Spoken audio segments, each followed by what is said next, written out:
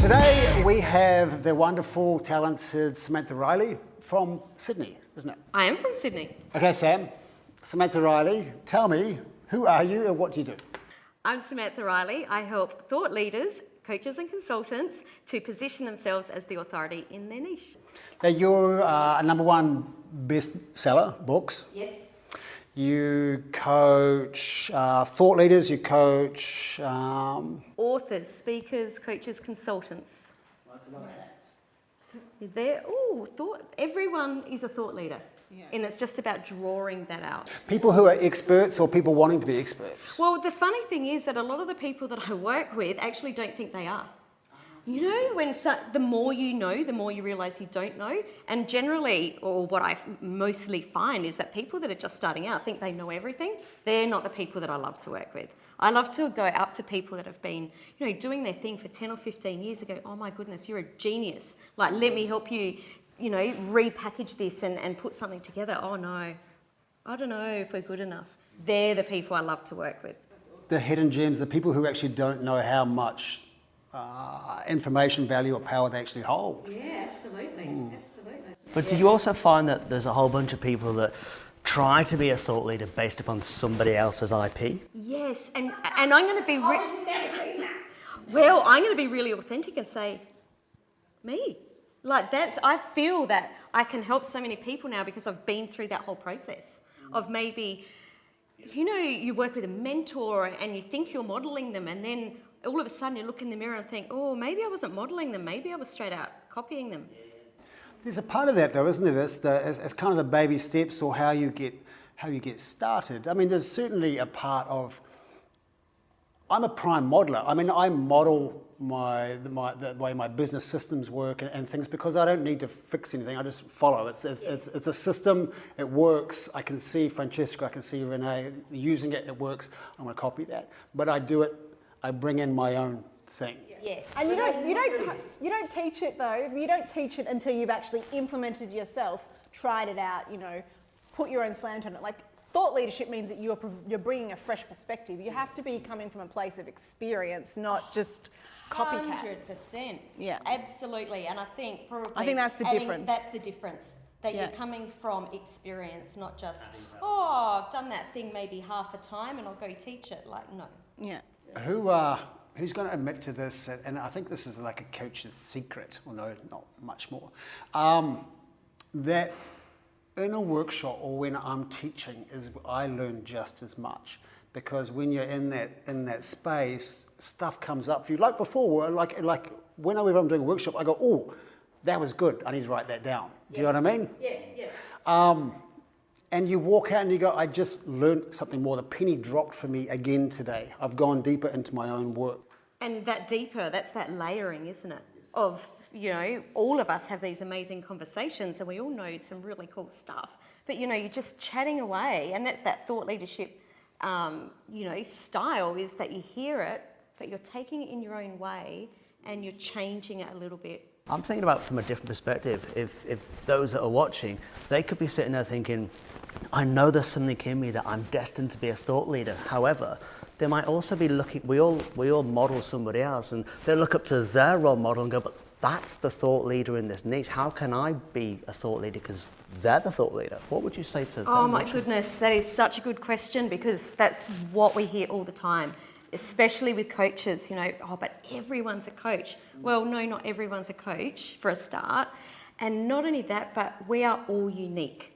All so unique. We've all had different experiences. We're all good at something different. There is only one of us. So even if all four of us were doing exactly the same thing, it would be so different. So different. I always say that if you line up 4 different people, this is why you've got to be authentic because you attract your tribe. If you line up 4 people and they all do exactly the same thing, you're still going to be attracted to the one that you also are attracted to. So that's going to close it down. But how many presenting coaches are in the world? I don't know anyone who does it the way that I do, but I'm not suitable for everybody. I know that not everybody loves who I am and the way that I do things. You know, I'm pretty freaking clear that I'm a fucking pain in the ass to a lot of people. Like, I'm over the top. I'm passionate. I'm loud. Like, if you can't deal with the fact that I say fuck, then you're not going to want to work work with me, right? So it is a bit of a bullshit filter. Well, not Yeah. bullshit, but it's Yeah. a filter of, are we going to have fun hanging out together and working together or not? So my next question to that then, you've just inspired a whole bunch of our viewers that now I know that I can be a thought leader. What's the first step that somebody should take in the process of being a thought leader? You know, people say you need to be prepared, you need to be really clear in your message. And I actually say it around the opposite way. Just start talking it out, because it's through sharing your message, sharing your teachings, that you will personally get clarity on what you're talking about. You'll start to get the feedback of, oh, maybe that's not the right story to share. Actually, you know what, that model isn't quite right yet. And that's where we sort of come into our own, is by sharing these teachings and getting the feedback so that we can be even clearer, go deeper. Yeah. Because that's what it's about. As thought leaders, Yes. we're always, you know, layer learning we're talking about, we're always going deeper and deeper. Yeah. So I think that for any person that wants to get out there, just do it. And I love that Yeah. because it would be easy to think that a thought leader is somebody that a thought leader equals a lot of people following you. Yes. But what you're saying is focus on the message first, get that right, and then start to build the following. Yeah, and share. And I think also it's important to remember that thought leadership, building a business as a thought leader, you're actually building a thought leadership practice. And there's no accident that that word practice is there, because it is an ongoing practice. As business owners, especially, you know, if we're running small businesses, we are our business. And our business is a reflection of us. If I'm feeling shit and I'm suffering, that will reflect on my business will suffer. And then when my business suffers, I start to feel crap, because I'm like, oh my God, my business is going to shit. I feel terrible. So I go downhill. And it's like this downward spiral of you feeling shit, business goes shit. And it goes down, down, down, down, down. Conversely, if you work on yourself, you grow yourself, you work on your mindset, you do the inner work, you're evolving, you feel good, that will be reflected in your business results. And then your business starts to go well, and you're like, oh, I'm getting rewarded for this, and you start to feel better, and you keep progressing, and then you get this upward spiral, right? So we need to work on ourselves, we need to be evolving, and if your business is stagnant and it's not evolving, it's not growing, then the first place to start is the mirror. Sam, am I correct in that you have something to show us on the whiteboard? I may very well do. Okay. Can I invite you please onto the stage? Awesome. So this is my, well, not yet, but it is going to turn into my thought leaders positioning model, because I hate seeing people, like I said, being the world's best kept secret. So the very first thing you need to start with is your positioning, which is what we talked about before. We've already talked that I don't normally draw this. Normally I have some wonderful person. Yeah, so your positioning is all about what is your talents, and tapping into those, because I feel that so many new coaches and consultants that are coming into the space follow the money and not necessarily what they're good at. Such truth. Yeah. Yeah. Yeah. So That's a triple yes. Yeah, Yes. absolutely. okay, so that's positioning. Profile. It's all about building your profile so people know who you are. You need to open conversations. You need to get out there and be telling everyone what it is that you do. Start getting clear on the message. Start building that profile so that people know what you do. Exposure is getting out into the marketplace. So I would use exposure as, actually I'm going to use, the L word, leverage. This is about leverage, about Excuse me, just give me a moment. Just said the L word.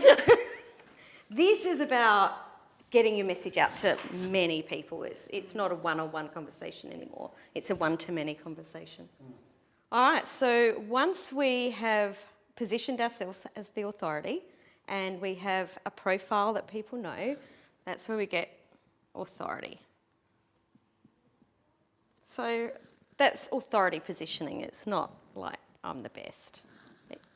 When we have a good profile, we have exposure. As long as we're good at converting, we have money. And when we have exposure and we're positioned well, we get leads. Yeah. All right. This is where it gets really cool. I like this model. Okay, when we don't have exposure, we're not known. Which doesn't help in business, does it? It doesn't help in business very much at all, really, does it? No. It's a bit hard to grow, doesn't it? Yeah, just a little bit. When we are not positioned well, we have no clients. That doesn't help business either. No, not so much. And when we haven't got a good profile, we're not trusted in the marketplace. So really, if you are getting no trust, you're not known, and no clients, and you're constantly searching for this bit in the middle here, which is business growth, the way to do it is through these 3 circles. Ah, that's actually really that's nice. I like it. Thank you. Okay, so can you give us a hot tip? What's one thing we can do right now to create position, to improve our positioning? Yeah, okay. So if you're not very clear on your niche, it's going deeper into your niche. And it's funny because talking about, before when I said I learned by doing things wrong, I used to believe that you didn't need a niche. That was me. I was that person. And now I realise that you do, because otherwise people don't know how to find you or know what you do, or they can't refer to you. So even, if you're sure of your niche, maybe getting clearer on, what are my talents? What are the things that I keep getting asked about all the time? And using that feedback to deep dive even more. Yeah, great. Nice. And profile? Profile's all around the way that you're showing up in the world. I would say probably for me, the best way to build a profile is through Facebook, and it's through your personal profile more than your business page. A lot of people sort of like to keep their personal life personal, and I'm all about, well, you are the person, you are the authority, I am my business. I feel like Facebook groups are about to reach a point of saturation where everyone's got their own Facebook group. Every thought leader has their group. Then you need people to participate. And I'm even finding now, it's like, holy cow, I'm in 10 groups, 12 groups, 30 groups, and you're going, who do I post on Monday now? And it's just a trial and error. It doesn't matter if you don't know it, by the way, I don't know either. Yeah. What is next? I actually want to hear Mark's perspective on this, because you're all about building a tribe, and you've got maybe we should save it for your episode, but you've got 24,000 people in your Facebook group. Do you think they're dying? No, I go back to a tribe. A Facebook group is a vehicle for the movement. It's a vehicle for the tribe. It's not the tribe itself, and that's the distinction that's really important. Nice. Most people just have Facebook groups, and people join Facebook groups, and they're just groups. But going back to thought leader, I am that thought leader. People resonate around me and my energy. It's what I call the zone of influence. So they're under my zone of influence. So we could have a Facebook group. It could be LinkedIn, any other social media or strategy, whatever. But it's about who I am and why they resonate with me. And that's the mistake that business owners fall into, because we do this. Firstly, we created Facebook pages, business pages, because everybody said that we should. Then we create business Facebook groups because everybody said that we should. Yep. So we're just following the crowd, but really it's getting back to everything that's been said here. I like to bring it back to what the good lady's saying. But it's true. It's about your positioning. It's about who you are. It's about your exposure, and it comes back to you. So the point there is, yes, I think, I wouldn't say they're dying, and there's lots of stuff around why groups are really beneficial in terms of getting free leads from Facebook, which we can expand on. But yeah, it's about pulling it back to what is it that you're building that is your energy and nobody else's. You just answered my question that I asked you perfectly. This whole piece, this whole segment, is because what I'm noticing in Facebook groups is that many of the people running them, it isn't actually their personality. It's just them feeding into a machine. It's like they're just kind of keeping it moving instead of going, this is what I stand for and this is my tribe. Are you ready? 10 questions. Are you ready? Yeah. Here we go. Okay. Biggest role model? My daughter. Nice. You're stuck on an island. What is the one thing you have with you? My partner. Best advice ever given, personal? Just do it.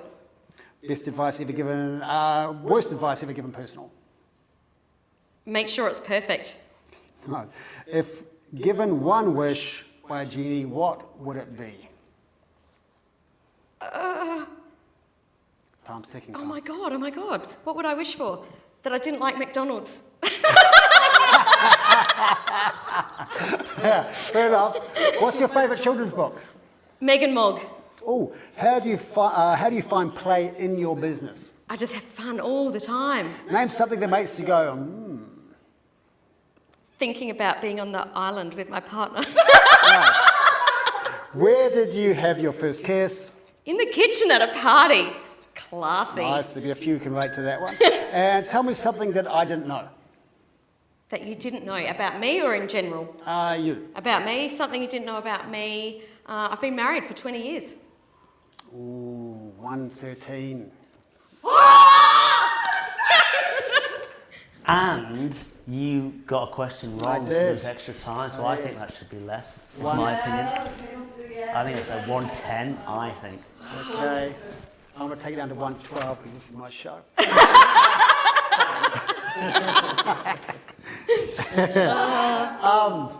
Samantha, thank you very much for coming on today. Thank you so much Truly for having me. appreciated it. Thank you for sharing your wisdom, and thank you very much for joining us. We hope that you took away some business gold out of this and were entertained at the same time. Thank you very much, Mark, for joining us again, and my lovely co-host as well. That was the Business Playroom.